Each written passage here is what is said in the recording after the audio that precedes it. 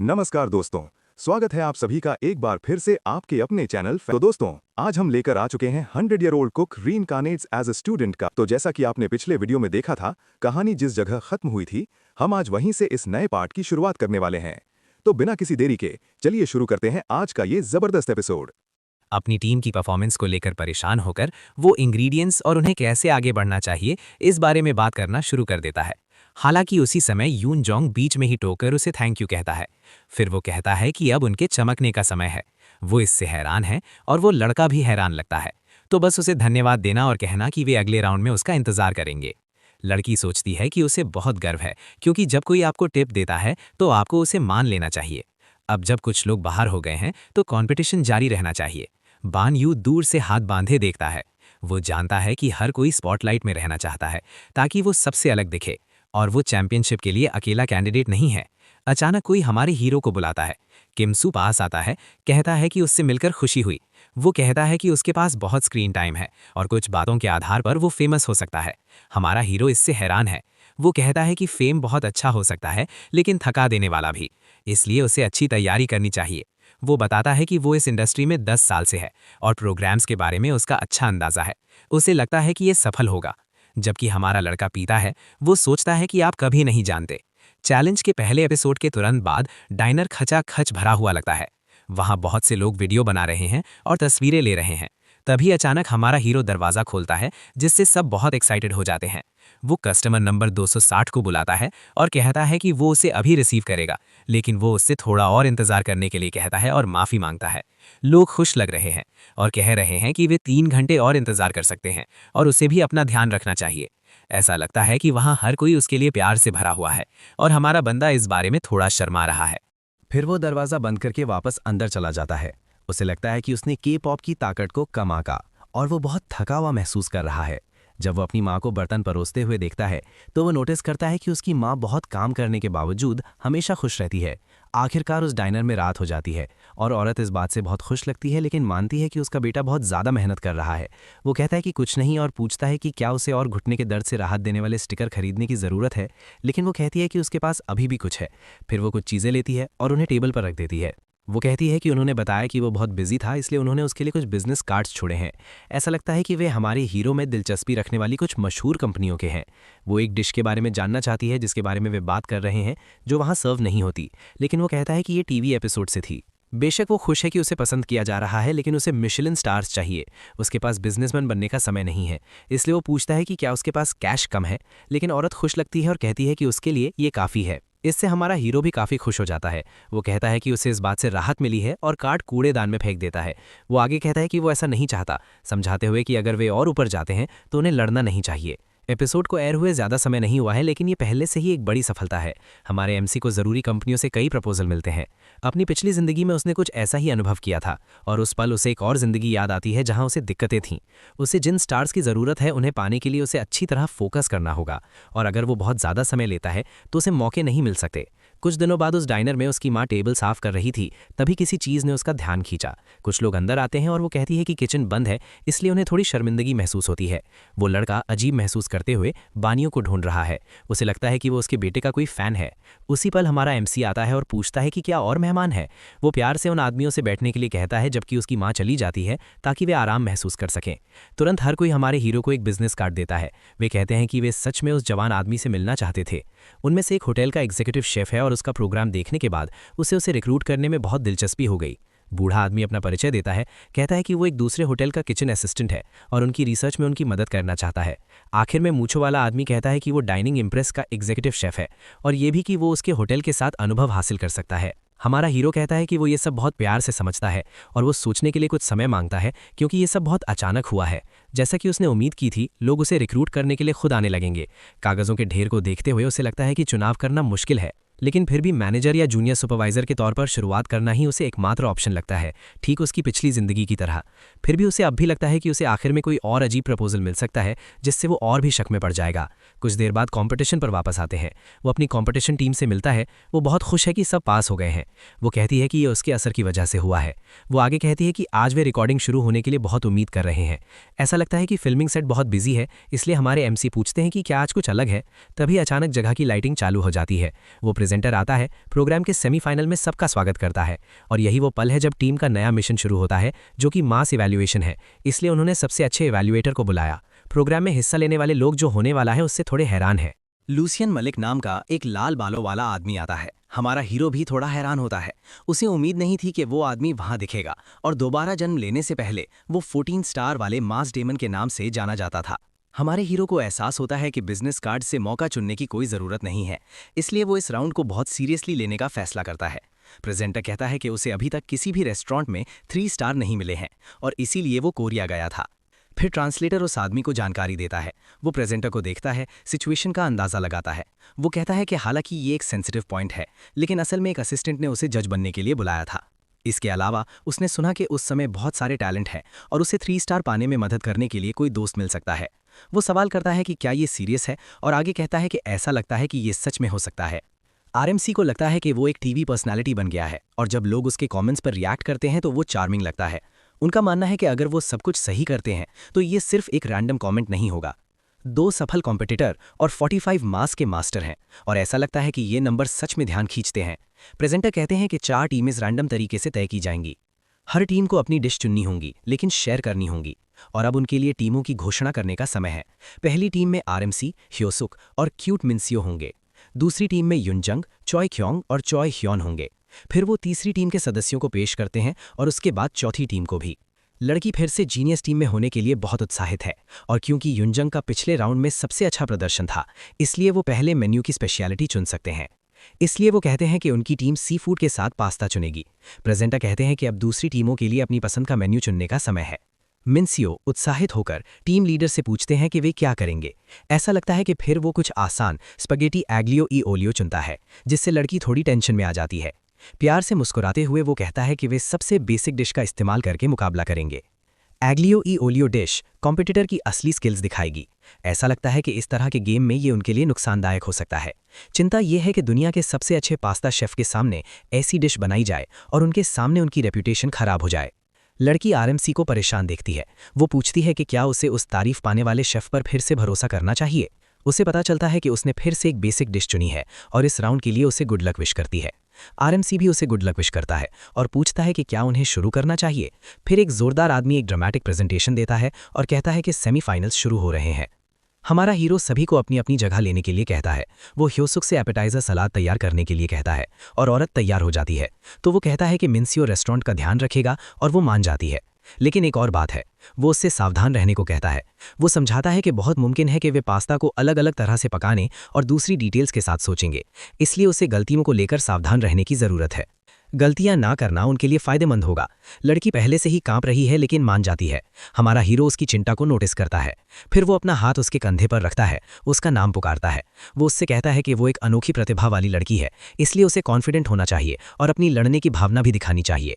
अचानक वो super motivated हो जाती है और कहती है कि वो ये करेगी। और आपको लगता है कि वो एक ऐसी लड़की है जो बढ़ावा मिलने पर ज़्यादा ध्यान देती है, भले ही वो अपने बहुत ज़्यादा लाल चेहरे से काफ़ी परेशान दिख रही हो। वो थोड़ा सोच में है, सोच रहा है कि लूसियन मालिक किस तरह का खाना ऑर्डर करेगा, लेकिन पिछले जन्मों के अपने अनुभवों की वजह से उसे लगता है कि वो इसका अंदाज़ा लगा सकता है। बहुत उत्साहित होकर मिन्सियो कहता है कि डिश सलाद के साथ लहसुन और तेल वाला पास्ता है, और फिर पूछता है कि वो इसे कैसे सर्व करना चाहता है। लोग अपना ऑर्डर देना शुरू कर देते हैं और लड़की नोट्स लेने लगती है। फिर इवैल्यूएटेड बहुत सारी डिटेल्ड रिक्वेस्ट के साथ ऑर्डर देते हैं और वो सब कुछ नोट कर लेती है। फिर उसे एहसास होता है कि ये बिल्कुल वैसा ही है जैसा लीडर ने कहा था। वे जानबूझकर ऐसा कर रहे हैं। जैसे ही वो जाने वाली थी, ऐसा लगा कि उनमें से एक इसके लिए खास रिक्वेस्ट करना चाहता है। वो चाहता है कि उसका पास्ता सिर्फ 65% तक पका हो। लूसियन मालिक आगे कहता है कि वो चाहता है कि सारा पास्ता इसी तरह पकाया जाए। वो लड़का कहता है कि उसने यही कहा था। लड़की थोड़ी टेंशन में आ जाती है और पूछती है कि क्या वो सच में इसे 65% तक पका हुआ चाहता है। वो सोचती है कि क्या उन सब का स्वाद एक जैसा नहीं होगा। परेशान होकर वो कहती है कि ये आसान नहीं होगा, और उन्होंने पास्ता को इस 65% वाली कहानी के अलावा भी कई अलग अलग तरीकों से ऑर्डर किया है। मुस्कुराते हुए वो बताता है कि पास्ता के अल डेंटे होने के बाद बस उसे उबलने का लेवल एडजस्ट करना है। वो उससे कहता है कि पानी न फेंकें, क्योंकि इसे हमेशा दोबारा इस्तेमाल करना चाहिए, क्योंकि इससे पास्ता में ज़्यादा स्टार्च रह जाएगा। मिन्सियो पूछता है कि क्या ये तेल की वजह से है। और वो लड़का कहता है हाँ कि स्टार्च की वजह से ही लहसुन पास्ता से चिपकता है। उस हिस्से के बाद ये आसान है, बस ऑलिव ऑयल डालें और मिर्च और लहसुन के साथ भूनें। वो लहसुन को काटने के लिए कहता है, कुचलने के लिए नहीं, क्योंकि इससे डिश में और स्वाद आएगा। लेकिन उसे अभी भी 65% तक पके हुए पास्ता के बारे में समझ नहीं आता। उसे लगता है कि ये थोड़ा अधपका हो सकता है। वे कहते हैं कि ऐसा लगता है कि इसे सिर्फ 55% तक पकाने की रिक्वेस्ट है। लगता है ये काफ़ी सुंदर बन रहा है। वो कहती है कि खुशबू बहुत अच्छी है और चीज़ की खुशबू सबसे अच्छी है। हमारा हीरो उससे डिश बनाने के लिए कहता है। फिर वो बहुत सारी प्लेटें लेकर आती है और कहती है कि वे तैयार हैं, सलाद भी तैयार हैं, और उस प्लेट को ऐसे पकड़े हुए जैसे वो कोई खजाना हो। वो कहती है कि पहला पास्ता तैयार है। फिर लूसियन मालिक को परोसने के लिए कहती है। वो घबराकर उसके पास जाती है और प्लेट उसके सामने रखती है और कहती है कि ये लहसुन और तेल का पास्ता है जो 65% तक पका हुआ है। वो आदमी उस डिश को देखता है। ये सच में एक आर्टवर्क जैसा दिखता है। वो हैरान है कि सब कुछ परफेक्ट लग रहा है, लेकिन कोई रिएक्शन नहीं दिखाता है। अब वो ये जानने के लिए उत्सुक है कि क्या वे 65% कुकिंग कर पाए। आखिर ये कुकिंग सर्वाइवल गेम है, इसलिए वो पास्ता अपने मुंह में डाल लेता है और अगले ही पल वो शॉक में लगता है। वो कुछ सेकंड के लिए बिना कोई रिएक्शन दिखाए चुप रहता है। वो एक अजीब रिक्वेस्ट करता है। वो चाहता है कि सारा लहसुन और तेल का पास्ता उसकी टेबल पर हो। मिन्सियो उस आदमी की रिक्वेस्ट को ठीक से समझ नहीं पाती है, लेकिन वो बनाया गया सारा पास्ता चखना चाहता है। कुछ देर बाद उसके सामने बहुत सारी बढ़िया डिशेस होती हैं। आसपास के लोग एक ही समय में उत्सुक और टेंशन में होते हैं। फिर वो आदमी उनमें से एक और डिश ट्राई करता है। एक लड़की कहती है कि उसने उनका पास्ता देखा भी नहीं है, और वो आदमी बिना कोई रिएक्शन दिए हर एक डिश को चखता रहता है। उसे लग रहा था कि वे सभी डिशेस फेल हो जाएंगी, लेकिन सभी डिशेस एक ही लेवल पर पकी हुई हैं। इसके अलावा डिशेस पूरी तरह से परफेक्ट हैं और उनमें कोई दिक्कत नहीं है। वो खड़ा होता है, प्लेट दूसरे इवैल्यूएटर्स के पास ले जाता है और कहता है कि उन्हें इसे ट्राई करना चाहिए और देखना चाहिए कि ये कितना बढ़िया है। लोग खाना चखते हैं और महसूस करते हैं कि वो आदमी सही था। ये सबसे अच्छा पास्ता है। वे सभी पास्ता को ऐसे खाने लगते हैं जैसे वे पागल हों। लूसियन मालिक कहते हैं कि स्वाद इस बात पर निर्भर करता है कि इसे कैसे तैयार किया गया है, और ये इतना परफेक्ट है कि ऐसा लगता है जैसे इसे मशीन से बनाया गया हो। फिर भी इसका सोफिस्टिकेशन कम नहीं हुआ है। वो ये कहते हुए खड़ा होता है कि दूसरी टीमें कैसी भी हों, ये पहली जगह होगी और वो बाकी टीमों की रैंकिंग्स दूसरों पर छोड़ देगा। लड़कों में से एक हाथ उठाकर एक पल मांगता है। उसे लगता है कि वो जो कर रहा है वो गलत है। इसके अलावा उसने अभी तक अपना पास्ता भी नहीं चखा है। होस्ट फिर से शोर मचाता है, ये पूछकर आग भड़काता है कि क्या हो रहा है। ऐसा लगता है कि यूनजोंग उस पास्ता दानव का सामना कर रहा था जो बाहर आने वाला था लेकिन रुक गया। बहुत उत्साहित होकर वो लड़के से पूछता है कि क्या वो सीरियस है, ये कहते हुए कि वो कोई पास्ता नहीं खोएगा। और वो कहता है कि अगर उसे लगता है कि वो खोएगा तो उसे वो पास्ता चखना चाहिए। चिढ़कर लड़का कहता है कि ये बानहियों का पास्ता नहीं है बल्कि उसका अपना पास्ता है, लेकिन शेफ जोर देता है, ये कहते हुए कि अगर वो इसे चखेगा तो वो अपना मन बदल देगा। और वो कहता है कि लड़के को मानना होगा कि ये एक अलग लेवल का है, क्योंकि उसने अपनी ज़िंदगी में ऐसा कभी नहीं चखा है। यूनजोंग इस बात से थोड़ा बुरा महसूस करता है। सोचते हुए वो मानता है कि लड़के ने पिछले राउंड में बहुत टैलेंट दिखाया था, लेकिन वो सिर्फ उस लड़के की वजह से लूसियन मलिक के साथ खाना बनाने का मौका नहीं खोना चाहता। इसके अलावा ऐसा नहीं होने वाला है, इसीलिए उसे वो खाना चखना चाहिए। और अगले ही पल वो शॉक में लगता है। वो तैरता हुआ लगता है। उसे यकीन नहीं हो रहा कि उसने क्या चखा है। वो चीज़ इतनी टेस्टी है कि ऐसा लगता है जैसे वो उसके मुंह में नाच रही हो। तेल और हर्ब से उमामी उसके पूरे मुंह में फैल जाती है, और हर बार जब वो चबाता है तो उसे खुशी होती है। टूटा हुआ उसे यकीन नहीं हो रहा कि एक डाइनर वेट्रेस का बेटा इतनी बढ़िया चीज़ बना सकता है। वो सोचता है कि ये कैसे हो सकता है। कोई कहता है कि जो इंसान सवालों के जवाब दे सकता है वो आ गया है और हमारा हीरो किचन में वापस आ रहा है। कोई कमेंट करता है कि उसने जजों को शॉक दे दिया और यूनचोंग आ रहा है। लूसियन मलिक कहता है कि ऐसा लगता है कि वो वही शेफ है जिसने वो पास्ता बनाया था। फिर वो सवाल करता है कि उसने इतनी शानदार चीज़ बनाना कैसे सीखा। आखिर में वो पूछते हैं कि क्या कोई नौजवान उनके साथ काम करना चाहेगा। प्रेजेंटर बहुत खुश है और कहता है कि सिर्फ एक पास्ता बनाने के बाद उसे नौकरी का ऑफर मिल गया। सिर्फ एक पास्ता बनाने के बाद उसे खुद उस आदमी से जॉब का ऑफर मिला, और अचानक एक डाइनर मालिक के बेटे पर एक वर्ल्ड क्लास शेफ की नज़र पड़ी, और ये अविश्वसनीय है। वो शो में होने वाली हर चीज़ के बारे में इतनी बढ़ा चढ़ाकर की गई तारीफों से थोड़ा थक गया है। लूसियन मलिक सवाल करता है कि क्या वो हिचकिचा रहा है। उसे डर है कि उसके साथ डिश वॉशर जैसा बर्ताव किया जाएगा। वो मानता है कि वो उसे एक नए रेस्टोरेंट में सॉसर शेफ के तौर पर रखना चाहता है, लेकिन जाहिर है अगर वो ऑफर स्वीकार करता है तो भी उसे कई क्वालिफिकेशन टेस्ट से गुजरना होगा। हमारा हीरो उस प्रपोजल के बारे में सोचता है। वो प्रपोजल शायद अलग लगे, लेकिन ये एक शानदार मौका है और उसे ध्यान से सोचने की ज़रूरत है। फिर वो एक चारा डालने की कोशिश करने का फैसला करता है। ये एक अच्छा ऑफर है, लेकिन वो थोड़ा परेशान है। वो अपनी माँ को अकेला नहीं छोड़ना चाहेगा, और सिर्फ सॉस वाला हिस्सा वैसा नहीं है जैसा उसने अपने भविष्य के लिए सोचा था। ट्रांसलेटर सब कुछ फिर से उस आदमी को दे देता है। उत्साहित होकर वो कहता है कि क्योंकि उस लड़के में इस पद से कहीं ज़्यादा हुनर है, इसलिए वो उसे सूस शेफ का पद दे सकता है। लेकिन वो किसी नए आदमी को इतना ऊंचा पद नहीं दे सकता। वो कहता है कि एक सूस शेफ के तौर पर वो किचन में शेफ को ऑर्गेनाइज करेगा और पूछता है कि क्या इस पद पर उस लड़के पर भरोसा करना बहुत रिस्की नहीं होगा। बेन्यू अभी भी बहस करने का इरादा रखता है। फिर वो पूछता है कि अगर किसी तरह वो ये कॉम्पिटिशन जीत जाता है तो क्या वो खुद को एक नौसिखिए के बजाय एक अनुभवी शेफ मान सकता है। लूसियन मलिक इससे थोड़ा हैरान होता है। आसपास के सभी लोग भी थोड़े शौक में हैं। प्रेजेंटर फिर से बहुत ज्यादा उत्साहित है। यून जोंग उससे थोड़ा जलता हुआ लगता है।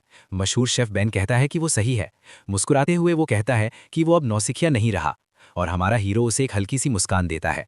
वो लड़का यकीन नहीं करता जब हमारा हीरो मशहूर शेफ से बातचीत करता है और आखिर में यून जोंग जो बहुत कॉन्फिडेंट था ये देखकर अपनी हार मान लेता है।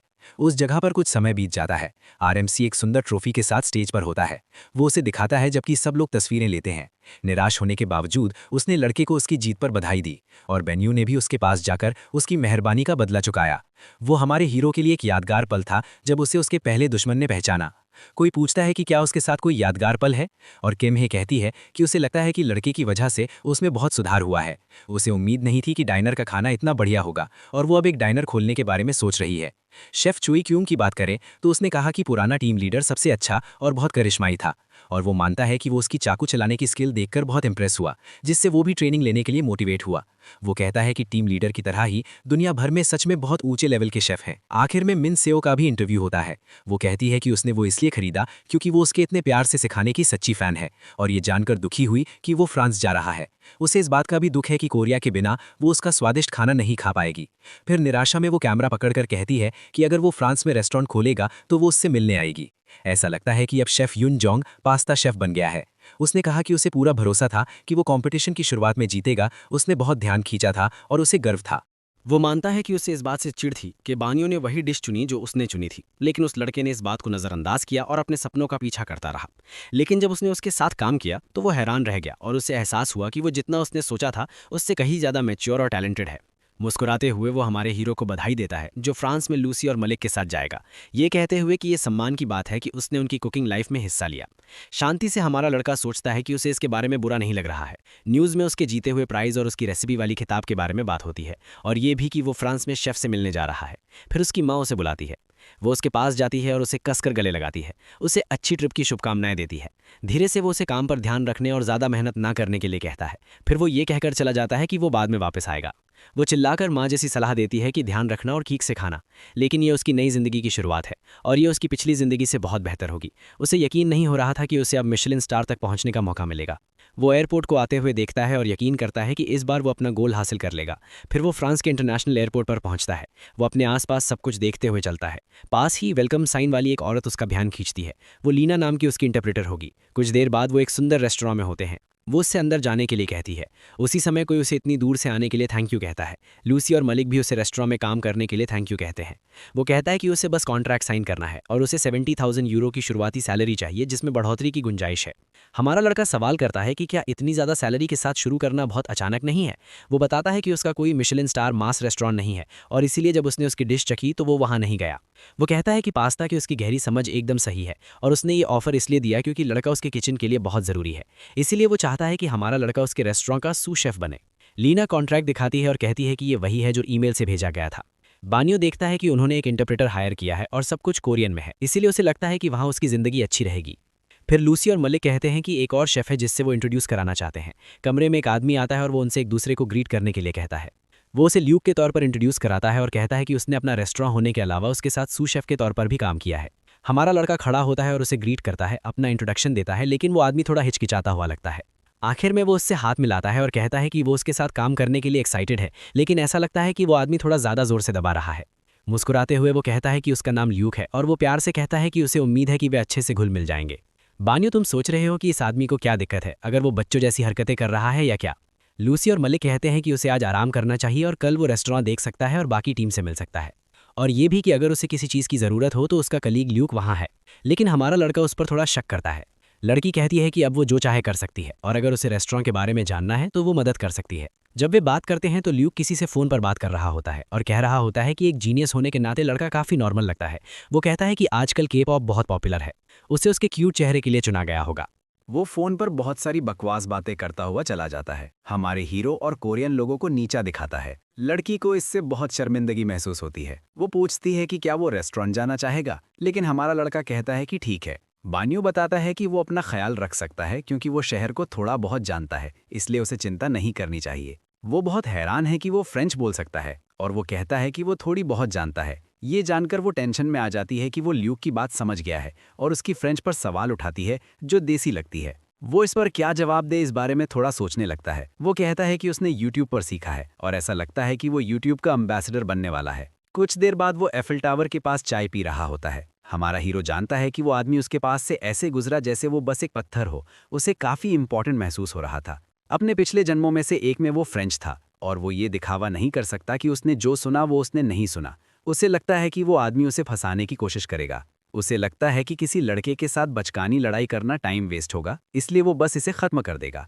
कुछ देर बाद वो पहले से ही किचन में है। वो अलमारी में कुछ चीजें ऑर्गेनाइज कर रहा है। लूसी और मलिक कहते हैं कि उन्होंने सुना कि उस दिन कोई जल्दी उठा और पूछा कि इंटरप्रेटर कहाँ है। हमारा लड़का गुड मॉर्निंग कहता है और बताता है कि वो उसके लिए कॉफी खरीदने गई थी और बॉस हैरान है कि वो फ्रेंच में बोलता है। वो बताता है कि वो इंग्रेडिएंट्स चेक कर रहा था और जैसा कि उम्मीद थी सब कुछ बढ़िया है। उसने कहा कि वो ये पहले से देखना चाहता था क्योंकि फूड मैनेजमेंट उसकी स्किल्स में से एक है। फिर वो एक जार खोलता है और उसे टेस्ट करता है। वो जो फ्लेवर महसूस कर रहा है उसके बारे में थोड़ा क्यूरियस हो जाता है। वो कहता है कि इसका टेस्ट थोड़ा अजीब है। लूसी और मलिक इससे काफ़ी हैरान हैं। वे किसी को ये कहते हुए सुनते हैं कि वे शॉपिंग करने के लिए अमेरिका ट्रैवल करेंगे और जब उनका प्रमोशन हुआ तो उन्हें एक दिन की छुट्टी मिली थी, इसलिए उन्हें चिंता नहीं करनी चाहिए। साथ ही एक बहुत महंगे रेस्टोरेंट में रिजर्वेशन भी मिला है। किचन में पहुंचकर वो कहता है कि उसे फ़ोन बंद करना होगा क्योंकि उसे अपना मूड ठीक करने के लिए नाश्ता करना है। लूसी और मलिक उसे डांटते हैं, कहते हैं कि ये नाश्ते के साथ आराम करने का समय नहीं है। लड़का बॉस के रिएक्शन से हैरान रह जाता है और हकलाते हुए पूछता है कि क्या हुआ।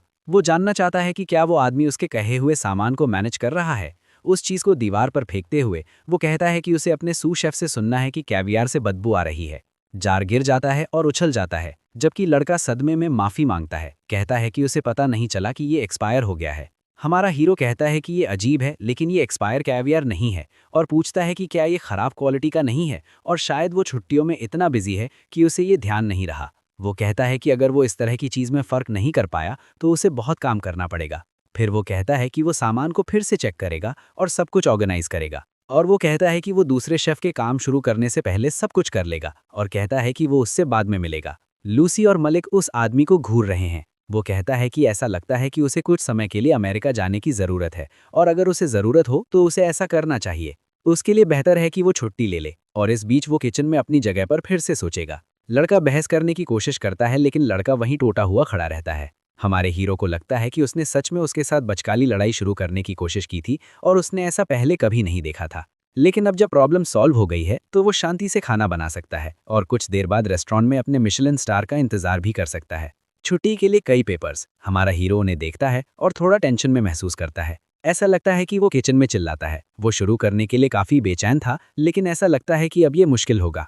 कोई चिल्लाकर पूछता है कि क्या मालिक ने ल्यूक को कुछ महीनों के लिए काम करने से बैन कर दिया है। सब लोग कहते हैं कि ऐसा इसलिए हुआ क्योंकि उसने अच्छी क्वालिटी के कैवियार के बजाय रेगुलर कैवियार खरीदा था। ऐसा लगता है कि कैवियार उतना बुरा नहीं था लेकिन नए कोरियन शेफ ने तुरंत इस पर ध्यान दिया। वे कहते हैं कि उन्हें नई चीज़ें चुनते समय ज़्यादा सावधान रहना होगा क्योंकि मालिक देख रहा होगा और उन लोगों का भी इसमें कुछ हाथ है। लेकिन वे चुप रहने और सब कुछ होने देने के बारे में सोचते हैं। उन्हें लगता है कि हमारे हीरो को फ्रांस के बारे में कुछ नहीं पता और वो मुसीबत में पड़ जाएगा। वे ल्यूक को इस गलतफहमी से बाहर निकालने में मदद करना चाहते हैं। उन्हें लगता है कि मालिक ल्यूक को सिर्फ इस वजह से नहीं छोड़ेगा, वो लड़के को बहुत पसंद करता है। हमारा हीरो वहीं खड़ा होकर उन्हें कोई स्ट्रैटेजी बनाते हुए सुनता है। इस बीच वो अपने हाथों में छुट्टी के रिक्वेस्ट पेपर देखता है। वो सर उठाकर सोचता है कि यही तो उन्होंने प्लान बनाया है, किचन में लेबर स्ट्राइक। इस सिचुएशन की वजह से उसे इन सब की उम्मीद नहीं थी और उसे लगता है कि ल्यूसी और मलिक अब बुरी हालत में हैं। उस पल उसे कुछ याद आता है। वो ये था कि शेफ ने ल्यूक को भरोसे और प्यार से देखा, शायद इसीलिए उसने उसे तुरंत टोका नहीं और शायद वो उसे परिवार का सदस्य मानता है, भले ही उसने गलतियां की हों या उसकी जगह के लिए किसी को ढूंढना मुश्किल हो सकता है। एक लड़की सॉस शेफ से पूछती है कि अब वे क्या करेंगे क्योंकि उनके यहाँ 5 बजे मेहमान आने वाले हैं, उन्हें खाना बनाने पर ध्यान देना होगा। लेकिन दूसरों को थोड़ा शक है कि हमारा हीरो ये कर पाएगा। वो प्यार से उनके पास आता है और उनसे कहता है कि चिंता मत करो। वो समझाता है कि रेस्टोरेंट को सफल बनाने के लिए उन्हें ये सब मिलकर करना होगा और ये कि दूसरे लोग छुट्टी पर चले गए क्योंकि वे उसे पसंद नहीं करते, लेकिन सब ठीक हो जाएगा। ऐसा लगता है कि उन्होंने हमारे लड़के के वहां आने पर ध्यान भी नहीं दिया और वे थोड़े हैरान हैं कि वो इतने आराम से बात कर रहा है। कुछ देर बाद रेस्टोरेंट में पहले से ही कुछ लोग हैं जो ऑर्डर देना चाहते हैं। वो कहता है कि ये शर्म की बात है कि रेस्टोरेंट भरा नहीं है और वो एक और रिजर्वेशन करना चाहती है। दूसरी टेबल पर बैठी एक औरत भी ऐसा करना चाहती है। डाइनिंग रूम में सब लोग कमेंट करने लगते हैं कि ऐसा लगता है कि रेस्टोरेंट की क्वालिटी बहुत बेहतर हो गई है। वो शेफ़ जो हो रहा है उससे काफ़ी हैरान दिखता है और उसे एहसास होता है कि वहाँ का माहौल बहुत बढ़िया है, लेकिन उसे समझ नहीं आता कि हमारा लड़का सॉस शेफ़ के बिना इतना अच्छा खाना कैसे बना सकता है। बेनी शांत रहता है, अपना खाना बनाता है, जबकि वो आदमी सोचता है कि ऐसा शायद इसलिए है क्योंकि उसकी टेक्निक बहुत अच्छी है। और वो समझता है कि जब दूसरे शेफ़ हड़ताल पर गए तो मालिक क्यों नहीं घबराया। उसे लगता है कि लड़का सच में टैलेंटेड है और उसके दिल में जोश बना हुआ है। वेट्रेस शेफ़ को बताती है कि एक गेस्ट है जो उससे मिलना चाहता है, तो वो उससे कहती है प्लीज़। उसे ये पूछते हुए थोड़ा अजीब लगता है कि क्या वो उससे मिलना चाहता है, लेकिन फिर कहता है कि वो समझ गया। फिर वो हमारे लड़के को हाथ हिलाता है और उसे 1 सेकंड के लिए आने के लिए कहता है। वो अपने हाथ पहुंचता रहता है, जबकि शेफ़ कहता है कि ये कोई है जो उनसे शानदार डिश की वजह से मिलना चाहता है। वो बताता है कि इस तरह के रेस्टोरेंट में ऐसा करना आम बात है और गेस्ट उसे नहीं बल्कि लड़के को ढूंढ रहे हैं। वो प्यार से मुस्कुराता है ये सोचकर कि लड़का काफ़ी ईमानदार है और फिर कहता है कि वो उनसे मिलेगा। टेबल पर वो रेस्टोरेंट में आने के लिए उनका धन्यवाद करता है और उस शेफ़ का परिचय देता है, कहते हुए कि वो डिश का इंचार्ज था। और फिर वो औरत कहती है कि सब कुछ शानदार था। एक जर्नलिस्ट कहता है कि वो प्रोग्राम का हेड है और पूछता है कि बाकी लोग कहाँ हैं। दूसरा कहता है कि उसने सिर्फ इसी के लिए रिजर्वेशन करवाया था। वे बात करते हैं कि सुना था कि कुछ शेफ स्ट्राइक पर हैं, लेकिन खाना काफ़ी बेहतर हो गया है। वो कहता है कि वो ये सोचकर आया था कि गड़बड़ हो जाएगी, लेकिन लगता है पासा पलट गया है। वो बताता है कि घटनाएं बहुत दिलचस्प तरीके से हुई हैं और अब उसे पता है कि वो क्या करेगा। फिर वे खड़े हो जाते हैं, कहते हैं कि काम पर लगने का समय हो गया है, जबकि दूसरा कहता है कि मज़ा आएगा। एक न्यूज़ रिपोर्ट आती है कि 9 साल से वहाँ काम कर रहा शेफ चला गया है और रेस्टोरेंट फल फूल रहा है। कोई एक टैबलेट देखता है जिसमें लिखा है कि दूसरे कर्मचारियों की हड़ताल के बावजूद बानियों हार नहीं मानता। लूसी और मलिक वे न्यूज़ रिपोर्ट देखते हैं। वो हमारे हीरो को बताता है कि उस दिन बहुत सारे आर्टिकल आए थे। वो पूछता है कि क्या ये सच है कि आर्टिकल की वजह से इस रेस्टोरेंट के लिए कम कैंडिडेट थे। मालिक कहता है कि ये शर्मनाक है, लेकिन सच है और ऐसा लगता है कि वे पारंपरिक नहीं होने की वजह से इससे बच रहे हैं, लेकिन इसका मतलब ये नहीं है कि कोई कैंडिडेट नहीं है। बानियो कहता है कि वो किचन में कम लोगों के साथ भी रेस्टोरेंट को सफल बनाएगा, जिससे रेड टेबल पर ज़्यादा लोग आएंगे और पिछले शेफ को अब रेस्टोरेंट की सफलता देखकर सिर झुकाना पड़ेगा। वो कहता है कि ये उन पर है कि वे उन्हें वापस चाहते हैं या नहीं, लेकिन पहले वो जानना चाहता है कि क्या वो उस पर पूरा भरोसा करता है। कुछ देर बाद रेड टेबल रेस्टोरेंट के इंटरव्यू रूम में आरएमसी ये सोचकर थोड़ा टेंशन में था कि कितने लोगों ने अप्लाई किया है। कि चोई मैंने एक पुराना टेनिस प्लेयर है, इस दूसरे का नाम डाइकोरिन है, वो एक जूनियर शेफ है और रेस्टोरेंट में ही खाना बनाने वाली ईवा थियरी भी है। उसे ये सोचकर थोड़ी शर्मिंदगी महसूस होती है कि क्या सिर्फ 3 कैंडिडेट हैं, लेकिन उसे लगता है कि बाकी सब उसकी वजह से बायर्स हैं। अचानक कोई बानियों को बुलाता हुआ आता है, जिससे वो हैरान रह जाता है। उसने कहा कि वो शेफ के पीछे फ्रांस गया था और उसे लगता है कि वो उसकी कमांड के बारे में जो कुछ भी चाहिए वो जल्दी सीख सकता है। एक और कैंडिडेट भी अपने नाम पर विचार करने के लिए कहता है और कहता है कि कम से कम वो बर्तन तो धो ही सकता है। इस बीच लड़की 2 झुके हुए कैंडिडेट के बीच घूमती है। वो कहती है कि उसने अप्लाई इसलिए किया क्योंकि उसे लगता है कि वो उसके करियर में उसकी मदद कर सकता है, क्योंकि वो बॉस बनना चाहती है। बानियों को लगता है कि तीनों साफ तौर पर प्रोफेशनल नहीं है।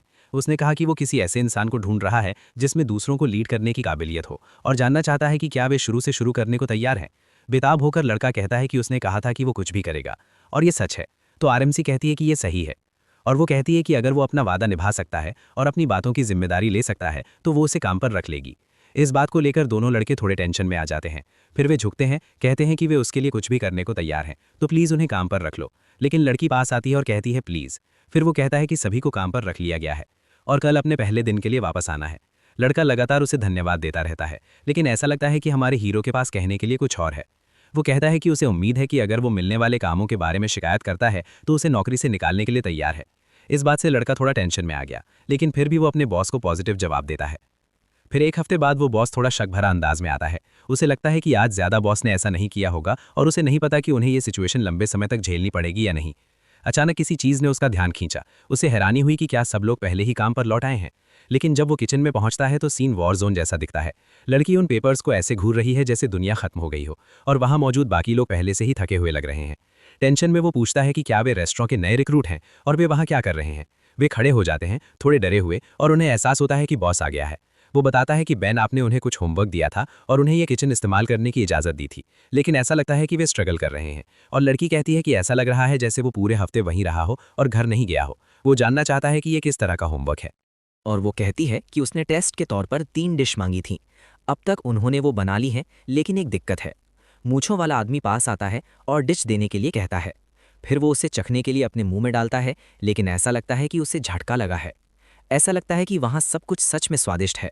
वो सवाल करता है क्योंकि सबने कहा कि वे कुक नहीं है, लेकिन सब कुछ इतना अच्छा निकला कि मेन्यू में शामिल हो गया। वो सुझाव देता है कि उन सभी को अब घर जाकर अच्छे से आराम करना चाहिए, लेकिन वे किसी बात से परेशान लग रहे हैं। बॉस जवाब न मिलने से थोड़ा हैरान है।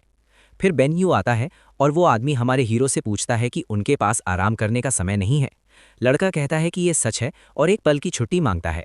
फिर वो उन डिश को चखता है, जबकि बाकी लोग थोड़े टेंशन में दिखते हैं। पहरेदारी करते समय लड़के को गुस्सा आ रहा है। वो चिल्लाकर रिन से पूछता है कि क्या वो उसके साथ मजाक कर रहा है। कहता है कि इसमें पिछले दिन जैसी ही क्वालिटी है। और बीच में बोलते हुए वो उससे कहता है कि उस घास को तोड़ने की चिंता मत करो, जिसे भूखी बकरी भी नहीं खाएगी। फिर लड़की से कहता है कि सब्जियों में बिल्कुल भी स्वाद नहीं है और सब कुछ फेंक दो, और वो माफ़ी मांगती है। चिढ़कर वो कहता है कि अगर वे चाहते हैं कि वो पढ़ाए तो उन्हें सबसे अच्छी क्वालिटी का खाना बनाना होगा, कुछ ऐसा जो फास्ट फूड से बहुत अलग हो। तीनों शर्मिंदा महसूस करते हैं और बॉस से सहमत होते हैं। ताली बजाते हुए वो पूछता है कि वे किसका इंतजार कर रहे हैं, और वो आदमी बस ये देखकर थोड़ा टेंशन में रहता है। अपना एक्सप्रेशन पूरी तरह बदलकर वो उसकी तरफ नरमी से मुड़ता है। उस आदमी को चौंका देता है और वो कहता है कि उसे कुछ बताना है। वो आदमी थोड़ा डरा हुआ है, लेकिन खबर का इंतजार कर रहा है। उम्मीद है कि उसे दूसरों की तरह पीटा नहीं जाएगा। कोई टेबल पर कागज फेंक देता है। मूंछों वाला आदमी घबरा जाता है, सोचते हुए कि उसे मालिक पीटेगा या बेन्यू। लेकिन लूसी और मलिक को लगता है कि ये खबर उनके रेस्टोरेंट के बारे में बुरी है, क्योंकि ये एक कम अनुभवी शेफ के हाथ में है। उन्हें चिंता है क्योंकि भले ही रेस्टोरेंट अभी खुला नहीं है, अफवाहें फैल रही हैं। हमारा हीरो कहता है कि ये सुनने में बुरा लगता है, लेकिन ये रेस्टोरेंट के लिए फ्रांस में दूसरों से अलग दिखने का एक मौका है। अगर वीडियो अच्छा लगा तो लाइक का बटन ठोक देना। पहली बार आए हो या अब तक सब्सक्राइब नहीं किया तो फटाफट सब्सक्राइब दबा दो। और हाँ, वो हाइक बटन को भी कर दो एक्टिव, ताकि वीडियो और भी ज़्यादा लोगों तक पहुंच सके। और कमेंट में आपकी राय लिखो या कोई फ़नी इमोजी छोड़ दो, सब चलता है। आपका एक एक लाइक सब्सक्राइब हमें पावर अप देता है। चलो आगे बढ़ते हैं कहानी की तरफ। हमारा हीरो कहता है कि ये सुनने में बुरा लगता है, लेकिन ये रेस्टोरेंट के लिए फ्रांस में दूसरों से अलग दिखने का एक मौका है। मालिक जानना चाहता है कि ऐसा कैसे हो सकता है। फिर आरएमसी एक ग्रैंड ओपनिंग सेरेमनी करने का सुझाव देता है। एक और शेफ घबरा जाता है, उसे याद दिलाता है कि इतनी बड़ी चीज़ के लिए अब टीम में बहुत कम लोग हैं। फिर बेन्यू कहता है कि वो नए कर्मचारियों को रखने या हड़ताल करने वालों को वापस लाने पर बॉस की राय जानना चाहेगा। लूसी और मलिक पूछते हैं कि क्या वो उन नए लोगों के बारे में बात करने के लिए पागल हैं, जिन्हें खाना पकाने के बारे में कुछ नहीं पता। लेकिन वो कहता है कि वे अभी भी दिखा सकते हैं कि वे कितने तेज़ हैं, और वैसे भी इतने काबिल लोग नहीं हैं। वो आगे कहता है कि वो ये कहने आया है कि ये कोई जुआ नहीं है, ये एक ऐसा कदम है जिससे जीत पक्की होगी। वो उस आदमी को देखकर मुस्कुराता है, जो थोड़ा हैरान दिखता है। फिर वो बताता है कि वे कितने शार्प हैं। ये कहानी एक कोरियन कहावत जैसी लगती है। मालिक कहता है कि उसे उस पर भरोसा है, लेकिन ये अभी भी एक जुआ जैसा लगता है जो उसके रेस्टोरेंट को खतरे में डाल रहा है। लेकिन उसे बहुत भरोसा है, इसलिए उसे अपनी बात रखनी चाहिए और इसे सफल बनाना चाहिए। हमारा हीरो उस पर धीरे से मुस्कुराता है। फिर वो भरोसे से उस आदमी से कहता है कि एक बड़ा इनाम पाने के लिए तैयार हो जाओ। रेस्टोरेंट खुलने से थोड़ी देर पहले मेन्यू को कुलिनरी एकेडमी के स्टूडेंट्स के सामने पेश किया गया। कुछ लोग सिर्फ इसलिए शामिल हुए क्योंकि वे अफवाहों के बारे में सच में जानना चाहते थे, लेकिन ज़्यादातर ने इसे चख कर कन्फर्म किया कि मेन्यू कितना शानदार था। अचानक कोई टेबल पर कागज़ों से भरा एक बॉक्स रखता है और कहता है कि अगर वे इंटरेस्टेड हैं तो वे अभी अपना एप्लीकेशन फॉर्म भेज सकते हैं, क्योंकि एक युवा शेफ़ के तौर पर रेस्टोरेंट में शामिल होने से उन्हें बर्तन धोने की चिंता नहीं करनी पड़ेगी। थोड़ी देर बाद खाने की एक प्लेट सीधे कूड़ेदान में फेंक दी जाती है, और वो पूछता है कि क्या वे पागल हो गए हैं, कहते हुए कि खाना बनाना रेसिपी कॉपी करने के बारे में नहीं है, बल्कि उसमें फीलिंग्स डालने के बारे में है। वो चिल्लाकर उनसे छोटी छोटी बातों पर ध्यान देने के लिए कहता है, क्योंकि शेफ का टाइटल पाने का यही एक तरीका है। वो अपनी बदतमीजी के लिए माफ़ी मांगता है, लेकिन जेमी जितना ही सख्त है, और इसलिए वे कोई भी कमी पूरी कर सकते हैं। वे एक फैमिली मेन्यू बनाएंगे जो क्रिएटिव होने के साथ साथ बहुत ही परफेक्ट भी होगा। कुछ देर बाद वो अपने ट्रेनीज के डर से सारा खाना फिर से फेंक देता है, और किचन में कड़ी मेहनत जारी रहती है, काटना, तलना और पकाना। इस तरह जब वे दिखाते हैं कि उनके पास क्या है, तो ये उनके अनुभवों का सबसे अच्छा पल होगा। फिर से उसके चेले उसके फैसले का इंतजार कर रहे हैं। वो उस खाने को फिर से चखता है, और अचानक उसे जो महसूस होता है वो उससे चौंक जाता है और एक हल्की सी मुस्कान बिखेर देता है। अब इसमें सच में 100 साल की कुकिंग का स्वाद है। एक और पल, रिपोर्टर कहते हैं कि आखिरकार वो दिन आ ही गया। वे टॉम और जैक हैं, freelance journalists. Pasta restaurant red table की ग्रैंड ओपनिंग। अंदर सब कुछ बहुत लग्जरी लग रहा है और मेहमान अपनी टेबल पर बातें कर रहे हैं। वे देखते हैं कि सभी क्रिटिक्स और जर्नलिस्ट्स को बुलाया गया है और उन्हें लगता है कि वो काफ़ी कॉन्फिडेंट है, क्योंकि मीडिया कभी-कभी मुश्किल हो सकता है। फिर उन दोनों में से एक जर्नलिस्ट किसी खास को देखता है। छोटी मूंछों वाले उस आदमी का नाम लॉयस रुशर्ड है और वो देश का टॉप फूड क्रिटिक है। वे फुसफुसाते हैं कि वो आदमी हर उस चीज़ की बुराई करता है जिसे वो चखता है और वो सबसे ज़्यादा भरोसेमंद क्रिटिक है। पर्दे के एक कोने से लूसियन मलिक रात के होस्ट के तौर पर दिखाई देते हैं। वे उन सभी को धन्यवाद देते हैं जो उस दिन को शानदार बनाने आए थे, ये जानते हुए कि वहां आने के लिए उन्हें कितनी मेहनत करनी पड़ी। वे उनकी उम्मीदों पर खरा उतरने की पूरी कोशिश करेंगे, ये बताते हुए कि रात की डिशेस क्या होंगी। लोग उत्साहित हो जाते हैं और तालियां बजाते हैं। फिर उसी पल वो कहता है कि वे ऑर्डर लेना शुरू कर देंगे, लेकिन कोई उसे इंतजार करने के लिए कहता है। वे जानना चाहते हैं कि क्या ये सच है कि बेन, तुम पास्ता पकाने के सभी लेवल को कंट्रोल कर सकते हो। मालिक थोड़ा टेंशन में आ जाता है, ये सोचकर कि जर्नलिस्ट उसे फिर से शर्मिंदा करने की कोशिश कर रहा है। फिर कोई हाथ उठाकर पूछता है कि क्या वो दिखा सकता है कि वो रेस्टोरेंट कितना मजबूत है। वो कहता है कि सिर्फ पेरिस में ही हजारों पास्ता रेस्टोरेंट है और क्योंकि ये एक ओपनिंग है, इसलिए उन्हें इस रेस्टोरेंट से कुछ शानदार की उम्मीद करनी चाहिए। लूसियन मलिक मालिक से पूछता है कि क्या वो सही नहीं है। वो आदमी चुप रहता है, बहुत टेंशन में। रात चलती रहती है और क्रिटिक जारी रहता है। कोई सवाल करता है कि क्या मेन डिश लूसियन मलिक की स्पेशलिटी नहीं होनी चाहिए।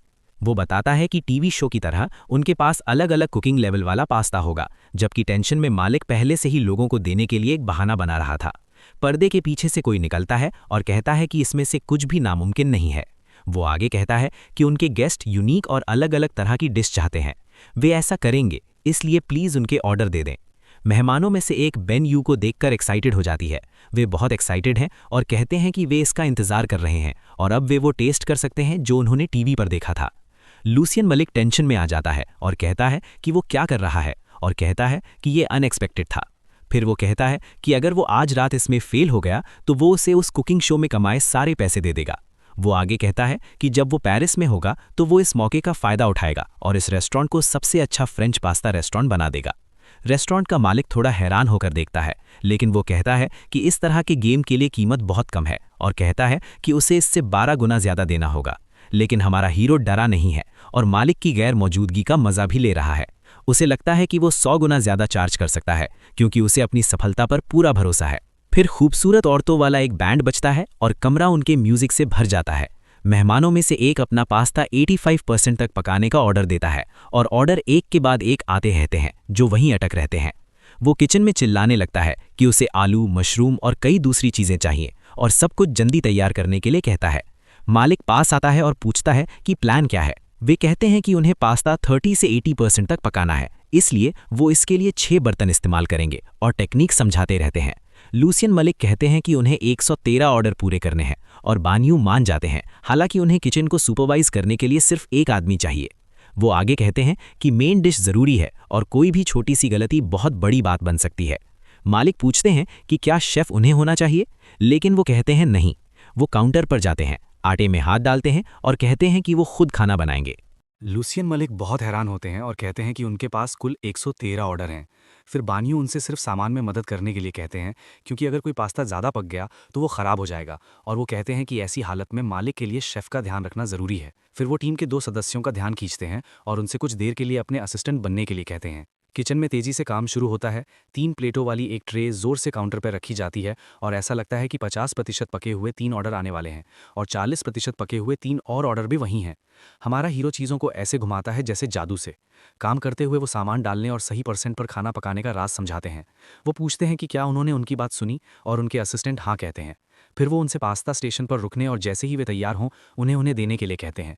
एक सुंदर डिश लगभग तैयार लगती है और वो थोड़ा चखते हैं।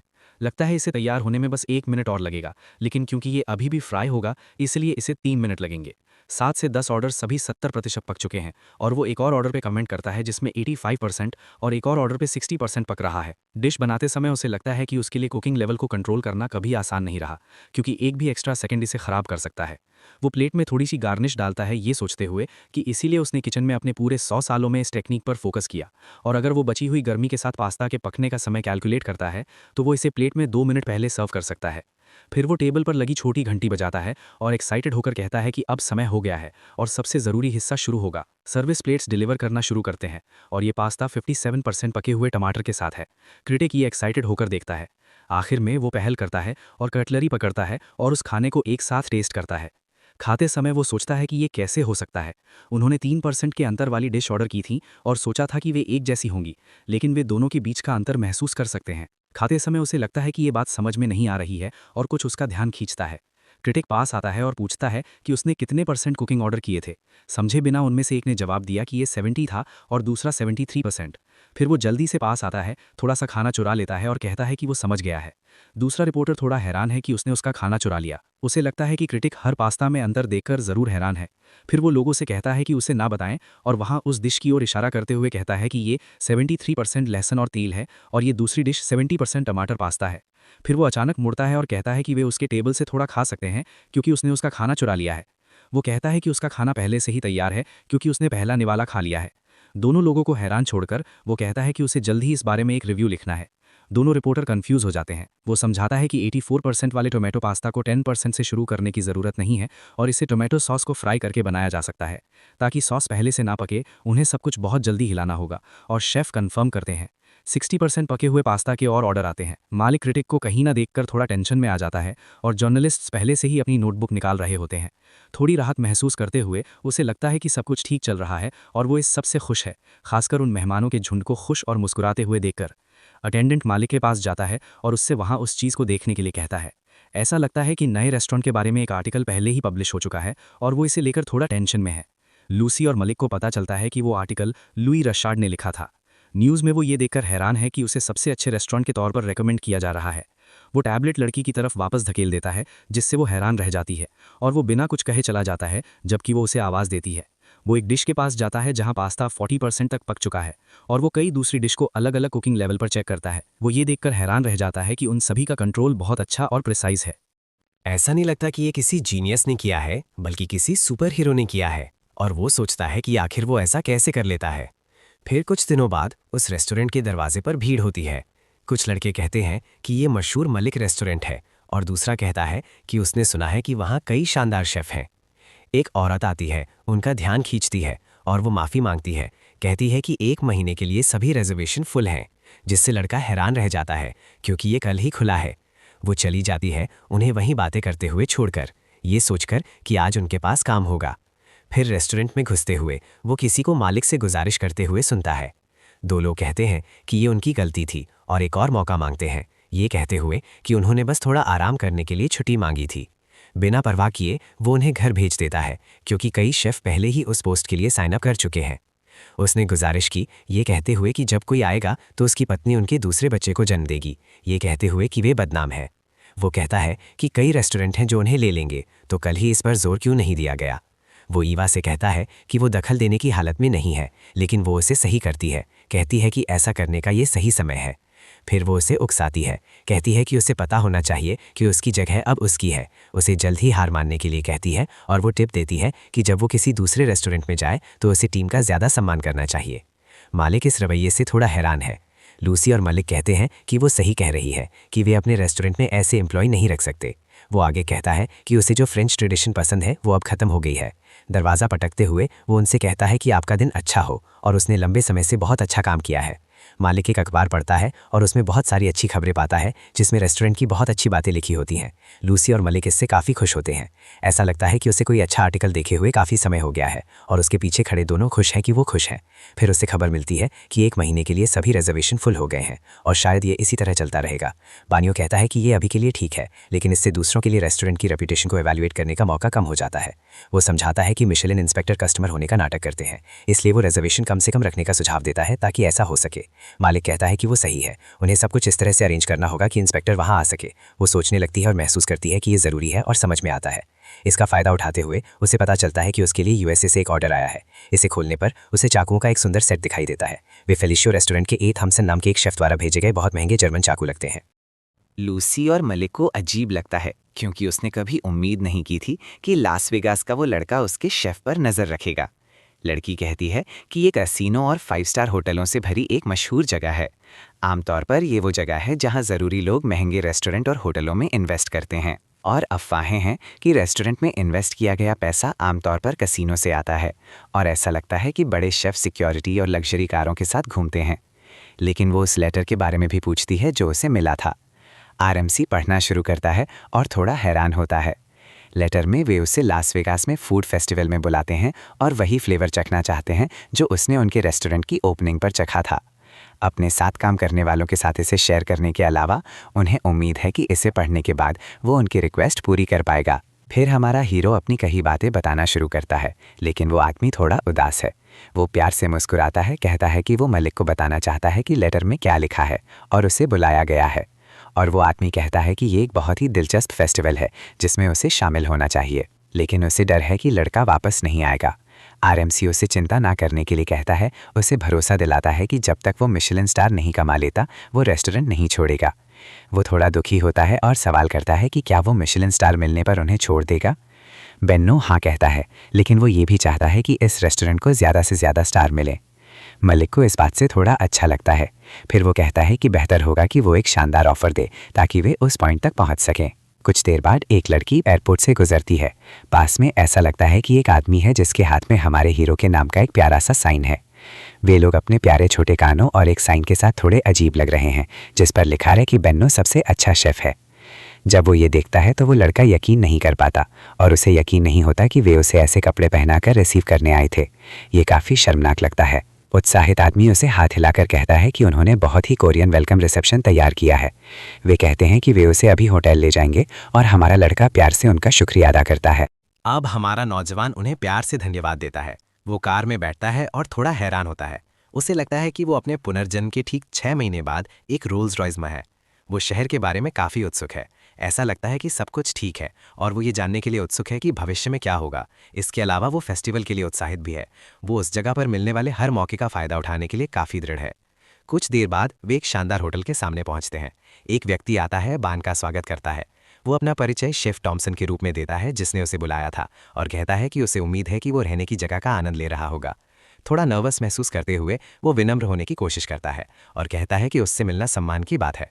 नौजवान कहता है कि उसे पता था कि वो इंग्लिश बोलता है, लेकिन मूल निवासी के रूप में नहीं, और वो उसकी वर्सेटिलिटी से प्रभावित है। वो बताता है कि उसने जो कहा वो सच है और वो अपनी टीम को अपनी डिश की क्वालिटी दिखाने का मौका देना चाहता है, और वो चाहता है कि वो एक दिन का इंस्ट्रक्टर बने। वो बताते हैं कि ये इवेंट 4 दिन चलेगा और दूसरी रात को ग्रैंड टेस्टिंग कहा जाएगा, जहां वे अलग अलग शेफ की डिशेस टेस्ट करेंगे। फिर वो सुझाव देते हैं कि वो वही पास्ता बनाए जो उन्होंने पिछली बार उनके लिए बनाया था, और बानियों उन्हें इस मौके के लिए धन्यवाद देते हुए कहते हैं कि ये उनके लिए सम्मान की बात होगी। वो बताते हैं कि उन्हें वहाँ बहुत अच्छी सर्विस मिलेगी और दूसरे शेफ उनके लिए खाना बनाएंगे। हमारा हीरो इम्प्रेस होकर पूछता है कि क्या ये अभी होगा, और वो आदमी हाँ कहता है क्योंकि वो वहाँ वीआईपी है। हमारा नौजवान कहता है कि अगर हो सके तो वो किचन देखना चाहेगा। उसका होस्ट कहता है कि ठीक है, लेकिन पूछता है कि क्या वो ट्रिप से थका नहीं है। बानयू बहुत एक्साइटेड होकर कहता है कि वो ये देखने के लिए बहुत क्यूरियस है कि ऐसे किचन में क्या है, लेकिन हमारे हीरो को लगता है कि वो टीम से नहीं सिर्फ किचन से मिलना चाहता है। थॉमसन उसे सब कुछ दिखाने के लिए एक्साइटेड है, और हमारे एमसी को हैरानी होती है कि क्या ऐसा इसलिए है क्योंकि वो एक प्यारे बच्चे की तरह बिहेव करता है। इस बीच किचन में कुछ बन रहा है। वो पूछता है कि क्या वे रिब्स बना रहे हैं। ये सच में बहुत अच्छा लग रहा है और इस तरह से ट्रीट किया जाना सम्मान की बात है।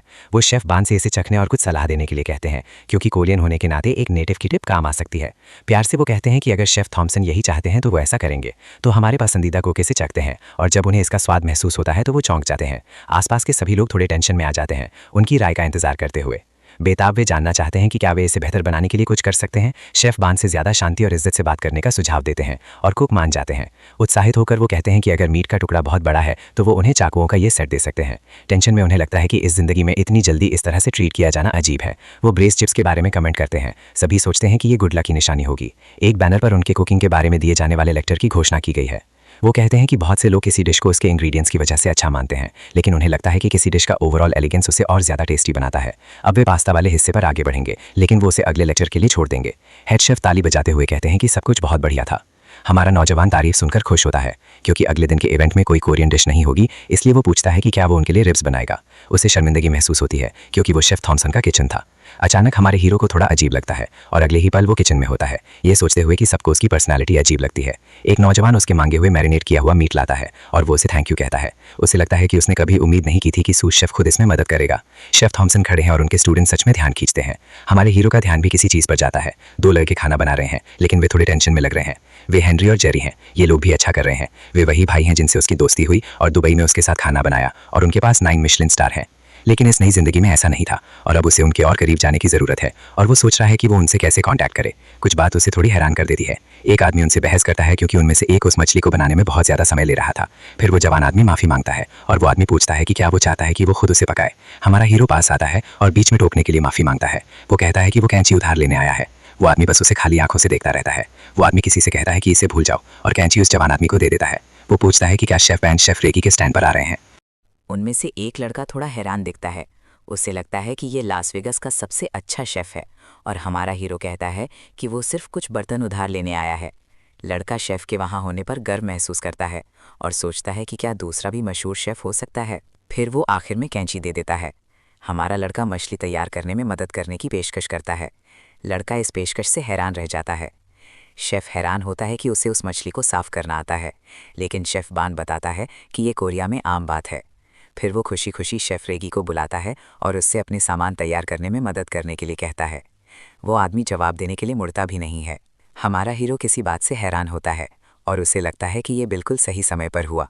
वो आदमी उसके दूसरे जन्म में उसका टीचर था और उसका नाम गॉर्डन रेगी है।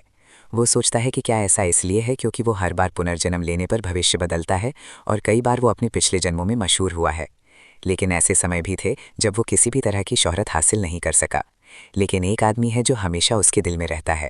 फिर कोई आता है और कहता है कि उन्होंने सुना है कि बान यू वहाँ था और वो प्यार से कहता है कि उससे मिलकर खुशी हुई। वो गॉर्डन रेगी है। उसकी खाना बनाने की कला पर कोई शक नहीं, इसलिए शेफ़ पूछता है कि क्या वो मॉन्क फिश के बारे में जानता है और वो कहता है कि वे स्वादिष्ट मछली, सब्जियां और जड़ी बूटियों से एक डिश बनाएंगे और वे डेजर्ट के लिए मैंगो पुडिंग भी बनाएंगे। उसे एहसास होता है कि वे बहुत ही सिंपल डिश बनाना चाहते हैं लेकिन बहुत अच्छी क्वालिटी की। लोग कमेंट करते हैं कि शेफ़ थॉमसन के पीछे शेफ़ बान यू है। फिर थॉमसन पूछता है कि क्या वहाँ मौजूद लोग उनके लिए मछली साफ़ कर सकते हैं और जवान लोग थोड़ा टेंशन में कन्फर्म करते हैं। वो देखता है कि वे जवान लोग किचन में नए हैं और उनके नाम पूछता है। हमारा जवान आदमी आगे बढ़ता है और कहता है कि उनके नाम हेनरी और जेरी हैं और वो कमेंट करता है कि वे बहुत मेहनत कर रहे थे क्योंकि वो वहाँ से देख रहा था। थॉमसन अपनी बात पर भरोसा करता हुआ लगता है, जबकि हमारे हीरो का आइडिया उन पर अच्छा इंप्रेशन छोड़ना था। जब शेफ़ कहता है कि वो उनके नाम याद रखेगा तो वे उसे धन्यवाद देते हैं। थॉमसन कहते हैं कि वे अभी भी उन्हें नहीं दिखा सकते कि वे कैसे खाना बनाते हैं, लेकिन उम्मीद करते हैं कि उन्हें देखकर मज़ा आएगा। उत्साहित होकर वे पूछते हैं कि क्या वे पहली बार वेस्टर्न स्टाइल का खाना बना रहे हैं। बच्चे मान जाते हैं, जबकि वो आगे बढ़ते हैं और दिखाना शुरू करते हैं कि चाकू के बजाय उन्हें कैंची का इस्तेमाल करना चाहिए, जिससे दोनों हैरान हो जाते हैं। वो समझाते हैं कि ये उन शुरुआती लोगों के लिए बहुत अच्छा है जो अभी इसके साथ सहज नहीं है। वो मछली के उन हिस्सों के बारे में बताना शुरू करते हैं जिनका इस्तेमाल नहीं किया जाएगा। फिर वो इसे खोलते हैं और अंदर की हर चीज़ दिखाते हैं जिसे निकालना होगा। वो समझाते रहते हैं कि ये तरीका कैसे आसान हो सकता है। वे शेफ़ को धन्यवाद देते हैं, कहते हैं कि उन्होंने आज बहुत कुछ सीखा और हमारा हीरो जवाब देता है कि ये कुछ खास नहीं था। फिर ऐसा लगता है कि वे भाई उन्हें कभी नहीं भूलेंगे। अब उन्हें टीम के बाकी सदस्यों को ढूंढना है। वो उस शानदार जगह से गुजरते हैं। कुछ बहुत ही सुंदर डिश परोसी जाती हैं और कुछ उत्साहित लड़कियां उसकी तस्वीरें लेती हैं। फिर उस डिश को चखने पर ऐसा लगता है कि उन्हें झटका लगा है। वे बहुत उत्साहित हो जाते हैं क्योंकि ये बहुत स्वादिष्ट होती है। टीम के सदस्य हमारे हीरो की तारीफ करते हैं, ये सोचकर कि मेन डिश बनाने के लिए उसका वहाँ होना बहुत अच्छा है। वो आदमी उसे बूथ के सामने उन सभी लोगों को देखने के लिए कहता है जो उसका खाना खाने के लिए वहाँ हैं। उत्साहित होने के बावजूद ऐसा लगता है कि वे उनके लिए संभालने के लिए बहुत ज़्यादा हैं। वो उन उत्साहित लोगों को दूर से देखता है। इससे एंथनी को लगता है कि उनके पास और मीट होना चाहिए और वो जवान आदमी इस बात से हैरान है क्योंकि उनके पास बाकी लोगों के लिए काफ़ी मीट नहीं है। वो जवान आदमी दौड़कर अंदर आता है और कहता है कि उन्हें एक प्रॉब्लम है, वहाँ बहुत ज़्यादा लोग हैं और उन्हें और सामान चाहिए। बेन्नू मुस्कुराता है और उसे चिंता ना करने के लिए कहता है। जब तक वो लड़का सब कुछ लेकर आता है वो और मीट का ऑर्डर दे चुका होता है, लेकिन लगता है कि बात कुछ और है। वो कहता है कि ये मीट ग्रिलिंग के लिए एकदम सही है, स्टीम करने के लिए नहीं। इसके अलावा वे उन लोगों को इंतज़ार नहीं करा सकते। फिर लड़का पूछता है कि उन्हें क्या करना चाहिए। उसी समय आरएमसी कहता है कि उन्हें मेन्यू बदल देना चाहिए। टीम का सदस्य इस तरह सब कुछ बदलने को लेकर थोड़ा टेंशन में आ जाता है और पूछता है कि क्या वो कुछ जल्दी बनने वाला पसंद करता है। वो कहता है कि एक कहावत है कि कोई भी चीज़ तलने पर स्वादिष्ट लगती है। तलने से पहले वे अंडे का इस्तेमाल करके इसे क्रिस्पी बनाने के लिए तैयार करेंगे। वे ब्रेड क्रम्स का भी इस्तेमाल करेंगे और इसे तेज़ तापमान पर ठीक से तलेंगे। फिर ये तैयार होने पर वो अपने बोर्ड पर काटना शुरू करता है। इससे पता चलता है कि ये अंदर से अच्छा गुलाबी है और बाहर से क्रिस्पी है। आसपास के लोगों को ये बहुत बढ़िया लग रहा है। वे सोचते हैं कि वे इसे इतना एक जैसा कैसे पका सकते हैं। लगता है बस इतना ही नहीं, स्वाद और सॉस भी बहुत बढ़िया है। कोई पूछता है कि क्या उसे पक्का पता है कि ये डिश पास्ता रेस्टोरेंट के शेफ ने बनाई है, और उसका नाम जानना चाहता है। और उसका नाम बान यू है, जो एक कोरियन शेफ है। वहां पहुंचने पर वो पूछता है कि टेस्ट कैसा है। बूढ़ा आदमी अपना मुंह पोंछता है और कहता है, सच में ये सच में बहुत अच्छा है। उसका नाम माटोरो नोबू है, जो 3 मिशेलिन स्टार वाला शेफ है। आरएमसी कहता है कि उसे खुशी है कि उसे ये पसंद आया। उसे लगता है कि उसके पास सिर्फ 3 स्टार हैं, लेकिन उसके वहां आने का एक और कारण है, और वो है वहां वाला वो व्यक्ति। पीछे एक औरत खाना चखती है और ऐसा लगता है कि उसे ये पसंद आ रहा है। फिर वो हाथ हिलाकर शेफ को बुलाती है। थोड़ा शर्माकर वो पूछती है कि उसने ये कैसे बनाया। उस लड़की का नाम कैमरा में है। वो जानता है कि वो पिछली जिंदगी में उसके एक रेस्टोरेंट की इंचार्ज थी। हेनरी, जेरी और अब मे भी हैं। मुस्कुराते हुए वो बताता है कि ये मुश्किल नहीं है, और उत्साह से सोचता है कि उसे पहले ही 3 लोग मिल गए हैं। एक आदमी कहता है कि थॉमसन की नज़र सच में बहुत अच्छी है, और वो प्रेसिडेंट से कहता है कि ये कुछ भी नहीं था। उसे लगता है कि ये एक बहुत अच्छा चुनाव था और इसका शर्म से कोई लेना देना नहीं है। और ये उससे ज़्यादा कुछ नहीं था जिसकी उम्मीद उस आदमी से की गई थी जिसने उसने अपना काम सौंपा था, इसलिए वो उसकी सैलरी बढ़ा देगा। टेबल पर मौजूद सभी लोग इमोशनल हैं। अब वो बानियों के बारे में बात करना शुरू करना चाहता है और वे उसे वहाँ कैसे काम पर रख सकते हैं। थॉमसन कहता है कि वो इसके बारे में सोच रहा था, लेकिन इसमें एक पेंच है और ये हासिल करना आसान नहीं होगा, लेकिन वो एक ऐसा इंसान है जिसे पकड़ा नहीं जा सकता। वो कहता है कि वो नौजवान सच में एक जीनियस और मेहनती है, लेकिन डायरेक्टर कहता है कि इससे कोई फर्क नहीं पड़ता, क्योंकि वो जीनियस है या नहीं, जब तक वे उसे वहां ले जाते हैं। उनके लिए, जिन्हें अपने अनगिनत होटलों में कई मिशेलिन स्टार मिले हैं, किस्मत फिर से मुस्कुरा सकती है, और इससे कोई फर्क नहीं पड़ता कि इसकी कीमत कितनी है, क्योंकि ये सिर्फ उनके लिए ही नहीं बल्कि कंपनी के लिए भी एक शानदार मौका है। इसलिए वे ये पक्का करेंगे कि वो नौजवान पेरिस के रेड टेबल रेस्टोरेंट में वापस आ जाए।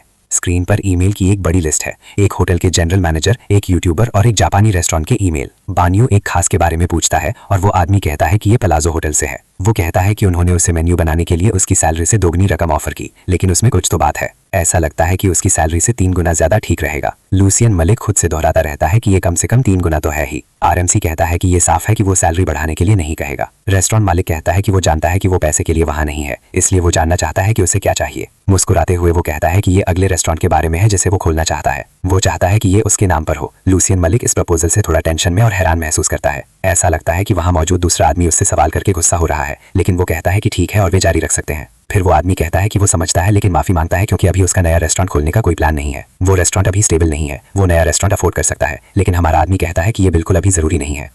वो बस चाहता है कि अगले रेस्टोरेंट पर उसका नाम हो, और अगर वो उस पर भरोसा करता है तो वो एक अच्छा रेस्टोरेंट मालिक बनेगा। वो कहता है कि ये रेस्टोरेंट इसी क्वालिटी के साथ चल सकता है, और वो गारंटी देता है कि वो इसे स्टेबल करने की पूरी कोशिश करेगा। फिर वो रेस्टोरेंट मालिक की तरफ प्यार से मुस्कुराता है। लूसियन मालिक मानता है कि उसे थोड़ी शर्मिंदगी महसूस हो रही है, और कहता है कि उसे ईमेल से कई प्रपोजल मिले हैं, और अगर उसे मौका मिले तो शायद वो उस आदमी जैसा बन सकता है। लेकिन विनम्रता से वो कहता है कि वो लूसियन मालिक जैसा प्रोफेशनल नहीं है, इसलिए वो उससे कुछ नया सीखने के लिए उत्सुक है, जिससे वो आदमी हैरान रह जाता है। फिर वो खड़ा होता है और कहता है कि वजह चाहे जो भी हो, लूसियन मालिक उसे काम पर रखने के मौके के लिए सच में शुक्रगुजार लगता है और उसका बहुत बहुत शुक्रिया अदा करता है। वो कहता है कि मेसा वर्मिला बेन युहायान नाम के तौर पर बहुत अच्छा लगता है। रेस्टोरेंट में रात के समय ऐसा लगता है कि वे अभी भी काम कर रहे हैं। लूसियन मालिक पूछते हैं कि पास्ता डिशेस को खत्म करने में कितना समय लगेगा, और हमारे हीरो कहते हैं कि अगर उन्हें अंदाज़ा लगाना हो तो लगभग 1 महीना लगेगा, जिससे मालिक हैरान रह जाता है। उसे यकीन नहीं होता, भले ही उस आदमी की स्किल्स बहुत अच्छी हैं, लेकिन बेन योहायान कहते हैं कि अगर वो वहाँ 1 महीना रुकते हैं तो ऐसा हो सकता है। लेकिन ऐसा लगता है कि सर्दियों से पहले बहुत कम समय बचा है और ये एक प्रॉब्लम हो सकती है। उन्हें अब भी उम्मीद है कि अगर वो उस आदमी के नाम से पहला रेस्टोरेंट खोल पाते हैं तो सब कुछ जल्द ही हो जाएगा। बेन योहायान सोचते हैं कि इन 2 रेस्टोरेंट्स के साथ उन्हें कम से कम 2 स्टार मिल सकते हैं। लूसियन मालिक उस शेफ के बारे में परेशान है जो सब कुछ मैनेज कर सके, लेकिन हमारे कुक का कहना है कि उन्होंने पहले ही कुछ टैलेंट्स को चुन लिया है। मालिक इससे हैरान है, लेकिन बेन योहायान कहते हैं कि वे जल्द ही आ जाएंगे। उत्सुकता से वे जानना चाहते हैं कि वे तीनों कौन हैं, क्योंकि उन्हें कुछ समझ नहीं आ रहा है, और मुस्कुराते हुए बेन योहायान कहते हैं कि हमेशा की तरह उन्हें चिंता करने की ज़रूरत नहीं है, उन्हें बस उन पर भरोसा करना है। कुछ देर बाद शेफ मात्सुरो नोबो की स्टूडेंट में लास वेगस से जेरी और हेनरी के साथ उस जगह पहुंचती है। तीनों झुककर कहते हैं कि वे वहां काम करने के लिए उत्सुक हैं, जबकि शेफ अजीब तरह से कहता है कि ये खुशी की बात है। ऐसा लगता है कि अब लूसियन मालिक थोड़ा ज़्यादा रिलैक्स है, ये जानकर कि वे ऐसे कैंडिडेट हैं जो पहले ही ज़रूरी किचन में काम कर चुके हैं। हमारा हीरो कहता है कि उन सभी ने काम किया है, हाँ लेकिन वे अभी नए हैं, इसीलिए वो उनके बारे में और कुछ नहीं कह सकता। इस पर रेस्टोरेंट का मालिक फिर से परेशान हो जाता है। लूसियन मालिक पूछता है कि क्या वो मजाक कर रहा है, लेकिन हमारा लड़का कहता है कि ये कोई मजाक नहीं है। हालांकि धीरे से मुस्कुराते हुए वो कहता है कि उसे इस बारे में उस पर भरोसा करना चाहिए। कोरिया में लॉटरी नाम की एक चीज़ होती है, जहां अगर आप 45 में से 6 नंबर का अंदाजा लगाते हैं तो आप लॉटरी जीत जाते हैं। और हमारा हीरो कहता है कि अब से टीम वर्क के लिए वो उन्हें लॉटो कहेगा। लड़की सवाल करती है कि क्या ऐसा इसलिए है क्योंकि वे 6 हैं, और फिर लड़का कहता है कि ये एक कारण है लेकिन एक और भी है, और ऐसा इसलिए है क्योंकि वे उस पर भरोसा करते हैं, क्योंकि उन सभी को इसलिए चुना गया था क्योंकि उनमें बहुत पोटेंशियल है। हकलाते हुए वे सवाल करते हैं कि क्या वे उनके बारे में बात कर रहे हैं, और मे कहती है कि वे लकी थीं। फिर बेनियो कहता है कि उसे उनके कोऑपरेशन की उम्मीद है, भले ही ट्रेनिंग थोड़ी मुश्किल हो, और ग्रुप मान जाता है, जबकि उसे लगता है कि वो शेफ बेनियो से सीधे नहीं सीख सकती, और इस सिचुएशन से काफ़ी खुश होकर उसे लगता है कि वो अपना बेस्ट करेगी। कुछ समय बाद आरएमसी उसे नाम से बुलाता है जब वे खाना सीधे कूड़ेदान में फेंक देते हैं, और कहता है कि उसे विश्वास नहीं हो रहा है कि उसके किचन में कूड़ेदान की जगह है, इसलिए वो सोचता है कि वो वहाँ क्यों है। वो उससे कहता है कि वो जो कहने वाला है उसे लिख ले, और वो मोटिवेटेड होकर खुद को तैयार करती है, या शायद अगली बार उसे उसकी प्लेट के साथ कूड़ेदान में फेंक दिया जाएगा। जबकि वो प्यार से मुस्कुराता है, सब लोग रोते हुए अपनी जगह पर आ जाते हैं। उसे लगता है कि ट्रेनिंग उनकी उम्मीद से थोड़ी ज़्यादा मुश्किल हो सकती है। आइडिया यह है कि जब वे उस भारी ट्रेनिंग को पार कर लेंगे तो हमारा बंदा उसे चखेगा और सेटिस्फाइड लगेगा। मुस्कुराते हुए वो कहता है कि ये खाने लायक चीज़ है, और स्टाफ खुशी से उछलने लगता है। फिर उन्हें जो कुछ भी सीखा है उससे उन्हें सच में कामयाबी का एहसास होगा। एक आदमी अपना परिचय देता है, कहता है कि वो चाओताओ रेस्टोरेंट का शेफ है और उसका नाम भी रॉन्ग है। शेफ कहता है कि उससे मिलकर खुशी हुई, लेकिन वो आदमी जवाब देता है कि वो अच्छी तरह जानता है कि वो कौन है। ऐसा लगता है कि वो अपने स्टूडेंट्स को थोड़े ब्रेक के लिए ले आया था, जिससे शेफ थोड़ा हैरान रह गया। वे असल में एक मिशेलिन स्टार शेफ की कुछ डिशेस चखना और उनकी स्टडी करना चाहते थे। वो शेफ विनम्र लग रहा था और कहता है कि उसे नहीं पता कि उसकी डिशेस को स्टडी माना जा सकता है या नहीं। वो शेफ से देखने के लिए कहता है और अपने एक स्टूडेंट को बुलाता है। वो बताता है कि पानी के संपर्क में आने पर मशरूम अपना कुछ स्वाद कैसे खो देते हैं और इसे कैसे ठीक किया जाए। फिर वो मे को बुलाता है, जो तुरंत लेकिन थोड़ी बेचैनी से जवाब देती है। वो लड़की से उस डिश को देखने के लिए कहता है और वो पूछती है कि क्या उसे शहद या अंगूर जैसा कुछ महसूस हुआ, और प्रोसेस समझाती है। लेकिन जुड़वा बच्चों में से एक कहती है कि वो कुछ भूल गई थी और वाइन सॉस में प्याज के बारे में बात कर सकती है, जबकि दूसरी बताती है कि उसने गाजर भी देखी थी। लोकल शेफ हंसता है। फिर हमारा आदमी पूछता है कि क्या जानकारी सही है, और शेफ उत्साह से हाँ कहता है। वो बताता है कि उसने उसके और उसके स्टूडेंट्स के बारे में बहुत कुछ सुना है। तभी अचानक उसकी टीम का एक सदस्य दौड़ता हुआ आता है और उसके कान में कुछ फुसफुसाता है, जिससे वो थोड़ा परेशान हो जाता है। वो बानियों से माफ़ी मांगता है, कहता है कि कुछ हुआ है, और युवा शेफ जवाब देता है कि कोई बात नहीं। लेकिन वो सोचता है कि उसे इतनी जल्दी क्यों जाना पड़ा। ऐसा लगता है कि टेबल 11 पर कुछ हो रहा है। वे बहुत अच्छे कपड़े पहने हुए लोग हैं जिन्होंने बहुत सारा खाना ऑर्डर किया है। उन्होंने साइड और मेन डिश के साथ साथ वाइन की 2 बोतलें भी ऑर्डर की। बानियों को लगता है कि शायद वे शेफ की क्रिएटिविटी को टेस्ट कर रहे हैं। फिर उसकी टीम की लड़की पूछती है कि क्या हुआ। वो कहता है कि कुछ नहीं, लेकिन देर सवेर एक मिशेलिन स्टार इंस्पेक्टर उनसे मिलने आएगा। ऐसा इंस्पेक्टर पब्लिक में अपनी पहचान नहीं बताता, ताकि ये पक्का हो सके कि उन्हें दूसरे कस्टमर्स जैसा ही ट्रीटमेंट मिले। वे एक इलाके से दूसरे इलाके जाते हैं और ऐसा लगता है कि वे आज पेरिस में हैं। उसे लगता है कि वो रेस्टोरेंट उसके रेस्टोरेंट से सिर्फ 100 मीटर दूर है। वो दरवाजे से डाइनिंग रूम में देखता है और सोचता है कि जैसा सोचा था वैसा ही हुआ। टीम का एक सदस्य पूछता है कि क्या उसे पक्का है कि आज को इंस्पेक्टर आएगा, और हमारा आदमी कंफर्म करता है। इस वजह से वो थोड़े टेंशन में लगते हैं, लेकिन बानियों उन्हें भरोसा दिलाने की कोशिश करते हैं। कहते हैं कि उन्हें इंडस्ट्री के सबसे अच्छे तरीके से ट्रेनिंग दी गई है और कोई दूसरा रेस्टोरेंट उनकी स्किल्स का मुकाबला नहीं कर सकता। इसलिए वो पूछते हैं कि क्या वे समझते हैं। वो उनसे कहते हैं कि बस प्रोसेस पर भरोसा करें और अभी खाना बनाना शुरू कर दें। उनके पास सिर्फ एक ऑर्डर है और बानियों खुद उसका ध्यान रखेंगे और उनसे सर्व करने से पहले साइड्स लाने के लिए कहेंगे। वे उसे बताते हैं कि ये वाइन की 1 बोतल का ऑर्डर है। माहौल गर्मा जाता है और किचन में उन चीज़ों से जल्दी खाना बनाने का आइडिया होता है। अगले ही पल डिश प्लेट में परोसने के लिए तैयार हो जाती है। फिर जो ऑर्डर दिया गया था वो टेबल पर आता है, जो बेसिल पेस्टो वाला पास्ता है। वे इंप्रेस होते हैं और सोचते हैं कि क्या ये उतना ही टेस्टी है जितना सुंदर। फिर उनमें से कहता है कि इसे ट्राई करो। वे एक साथ उस शानदार डिश को टेस्ट करते हैं। ऐसा लगता है कि टेबल पर बैठे लोग सुपर इम्प्रेस्ड हैं और हमारा हीरो किचन में सभी को बधाई देता है। हालांकि किचन के अंदर माहौल निराशा वाला है। उनका हौसला बढ़ाने की कोशिश करते हुए वो कहता है कि ये बहुत अच्छा काम था, लेकिन उसी समय रिसेप्शनिस्ट उसे बुलाती है। वो कहती है कि कुछ गेस्ट्स हैं जो खाना बनाने वाले शेफ को देखना चाहते हैं। फिर वो सोचता है कि क्या वो उसे ये कहते हुए देखना चाहते हैं कि उन्हें स्टार मिला है, लेकिन जाहिर है स्टार मिलना ही अकेला मकसद नहीं है। उसे जल्द ही अपना रेस्टोरेंट भी खोलना है और एक बार जब वो ऐसा कर लेगा तो उसे बढ़ाने के लिए इन्वेस्ट करना होगा।